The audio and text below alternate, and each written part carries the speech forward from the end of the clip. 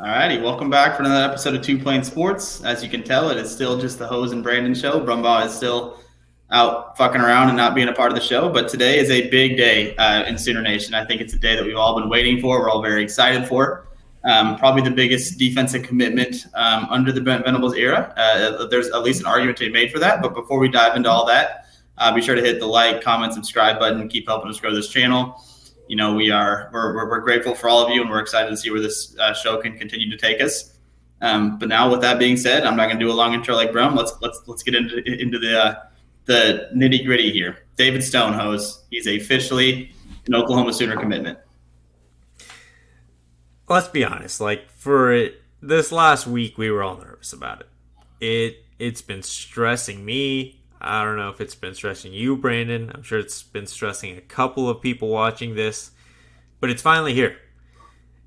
He is a huge piece in actually getting this going, and by this I mean this team, this reign of Brent Venables. I think this season is important, 100%, but next year, once David Stone is there, you expect the defensive line to be better than whatever this product is going to be this upcoming fall.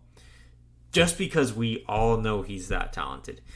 And like I said, most of us, or maybe not even most, some of us are probably stressing a little bit about this because he's been this Miami hype, this Miami agenda that has been pushed for the last 3 days.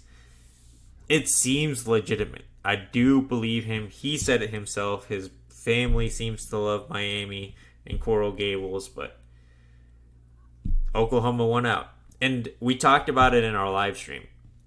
To an extent, I get why they love it because it's different from home. And I get he wants to be a doctor. Steve Wolfung said it on 247's YouTube live show. But he's going to be in the NFL. Yeah. In 3 years, he's not going to be at whatever university he plays for. If it's Oklahoma, or now it's Oklahoma, right? But if it was Miami, if it was Michigan State, he was going to be in the NFL. He can move his family wherever they want to live when he is a top 5 draft pick. Hopefully that's the case for him. But 100%. Now he's at Oklahoma, so we just have to reap the benefits of having him. Celebrate this day for the recruiting class. My beard potentially in danger again because it seems like Oklahoma is still very much in play for this long season for Williams and Nwaneri if that ever comes to fruition or that door opens a little bit again. But securing one 5-star defensive lineman, second one technically, people seem to forget PJ Adebawore was a 5-star in the last class. You got 2 for 2. In 4 recruiting cycles that this staff secures one 5-star defensive lineman. And I think with David Stone, I mean, first of all, he's a centerpiece that you can build around along the defensive line because, as you mentioned, he is that talented. He's a perfect guy to move into the SEC. He's the perfect fit. Just an all-around great day. He's disruptive. He's going to be a monster. But I think with Stone landing here, I still don't see it likely, but I think it puts you back into the race a little bit with Dominic McKinley. And that's, you know, if he can somehow get on his recruiting trail and land Dominic McKinley in a couple days here, that's when your beard is legitimately in danger. But I mean, just beyond even those guys, I think guys like Nigel Smith are going to see this. Guys like Danny Okoye, although he said he doesn't really care about playing with who and, you know, all this and that. And I believe that for the most part. But I mean, in the back of his mind, great players want to play with great players. And I mean, David Stone coming to your own backyard is fantastic. But just for the Sooners overall as a whole, what you're getting in David Stone, just watch his tape, man. I mean, he played for an IMG defense last year. Like I said, he was the centerfold of that defense, of a defense that gave up 3 points a game. Like that's what they averaged on defense at IMG Academy last year. That's just ridiculous. 2021, he had 52 tackles, nine went for sacks, and 16 were TFL. So he's just living in backfields. This dude is going to be a monster. I think this eases the loss, the potential temporary loss of Williams and Nwaneri, because as you mentioned, that's going to be I think it's going to be a saga as we keep going forward into the year. But I think this helps ease that pain a little bit, landing a guy like David Stone, top 10 player in the class. I think it's the biggest defensive get under the Brent Venables era, and I think the only you could potentially argue it with Peyton Bowman and PJ, but I mean, Stone's exciting, man. This is the one we wanted really bad. The day is finally here. I'm jazzed. And it's crazy to think that this one is the most exciting because for almost 2 years now, it seems like this was a given. People have written David Stone in Oklahoma's class for 2024 for at least 2 years now.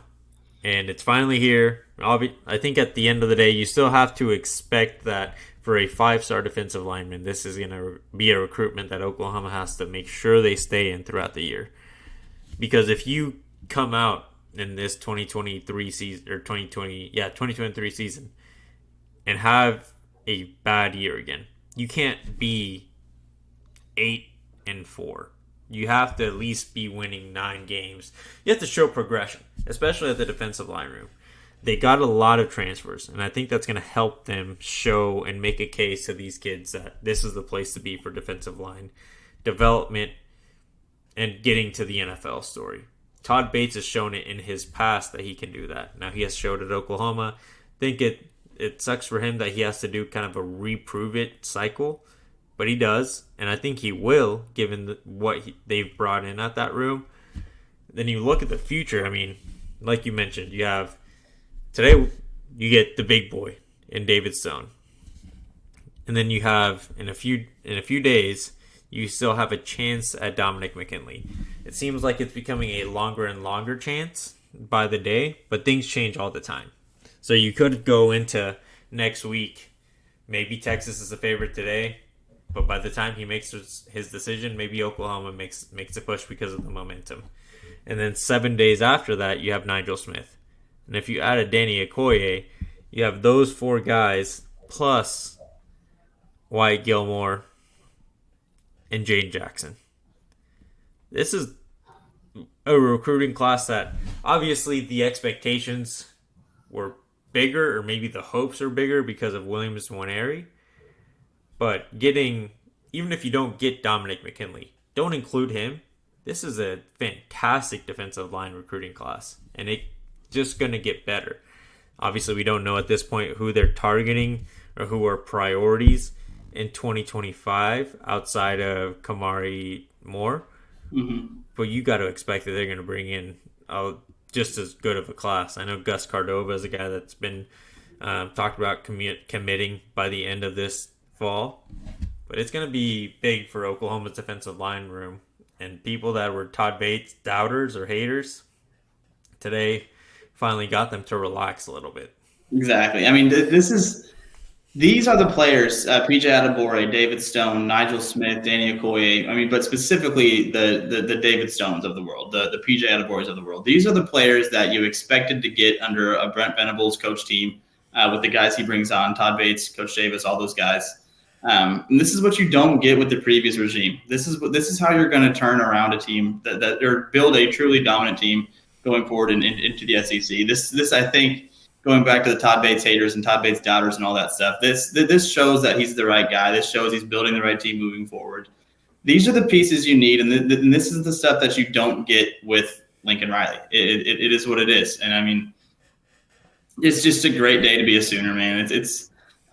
I think David Stone I think he's I don't remember exactly where PJ was ranked last year, but David Stone has got to be the highest D-line recruit since Gerald McCoy. I think depending on what platform you look at, he is the best since Gerald McCoy. But if you're just comparing him to PJ, at this point in the cycle, compared to where PJ was last year, PJ was a fringe 5-star at this point last year. David Stone is a 5-star. He's a bona fide 5-star. Yeah, I mean, yeah. There's no doubt about it. He can only get better at this point. And I think, this is also one where, if you really look at it, this was handed to Brent Venables and Todd Bates. And it became interesting at the end. But I think we can all agree that if you missed on this guy, the fans were going to turn on this recruitment. No, this team, this coaching staff. And I think if we're all completely honest with ourselves, the fact that they closed it out is a huge reliever, because we've been upset for plenty of other 5-stars at the defensive line room. And it seemed like it was a given that he was going to be a Sooner, but over the last few months, especially this week, David Stone has made it interesting with how he has spoken about Miami, especially, but how he's spoken about Michigan State for a while now. That's the thing. It was a wild recruitment because for a while we thought it was Oklahoma, Michigan State. Michigan State was just a pain in the ass. Mel Tucker and company kept recruiting the shit out of him, kept going up there. It seemed like there was a lot of interest there. But yeah, you're right. This past week it seemed to completely shift to Miami and Miami, Oklahoma. And I agree with you. I was definitely scared. I didn't know if we would have this moment here, but now that it's here, it's like I said, it's a great Saturday. It's time to drink some cold ones, boys. This is a big win, and I agree with you that David Stone was kind of handed to Oklahoma. He kind of been on campus forever. He's been linked to the Sooners forever, and all this and that. But again, to my previous point, I don't know that even with all of that, you land this commitment under the previous regime. I agree. I don't even think the previous regime would have considered recruiting him. And that's crazy because when you look at what that coaching staff is doing now at their current school, they're taking transfers. They don't and can't recruit 5-star defensive linemen. And as much as people want to get angry and frustrated that we haven't landed every 5-star defensive lineman that Oklahoma's been in play for, and we can talk about plenty now. Getting two, you've got 2 in 2 years. No, exactly, and that's great. And like you said, going forward, it sucks that Williams-Nwaneri did not commit to Oklahoma because that one we thought for a long time was going to go our way, and it's the world of college football recruiting, especially with NIL and stuff that's happening in the world today, but. You look going forward now with David Stone, with PJ Adebawore, and with the potentials and I think the likelihood of guys like Nigel Smith and maybe even Danny Okoye coming. And then with Jaden Jackson already there, Kamari Moore in 2025.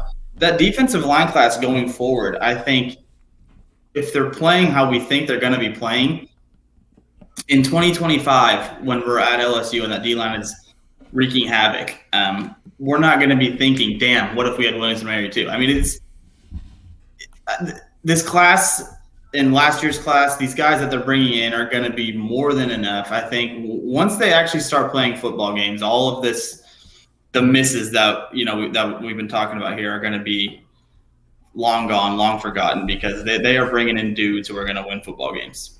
Yeah, and it's not even. I don't even want to add more to that sentence. You put it perfectly. It's a huge.